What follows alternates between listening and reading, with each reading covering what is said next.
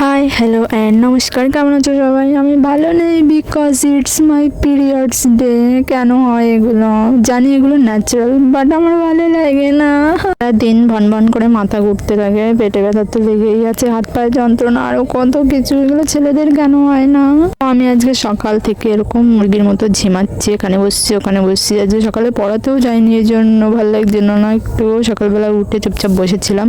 দেন 8টা সাড়ে 8টা 9টার দিকে মা খেতে দিল, ওই ভাত টাত খেলাম দিয়ে আর কি। আর এই সময়টা যেন আমার খিদেও বেড়ে যায়, কিন্তু খেতে পারি না কারণ পেটটা কেমন ভারী ভারী লাগে আর কেমন একটা কি বলবো বুঝতেও পারছি না। তো খাওয়া দাওয়া শেষ করে 12টা সাড়ে 12টা নাগাদ গেছিলাম চান করতে। স্নান টান করে এসে তারপরে এই যে এইসব করতে হচ্ছে এখন।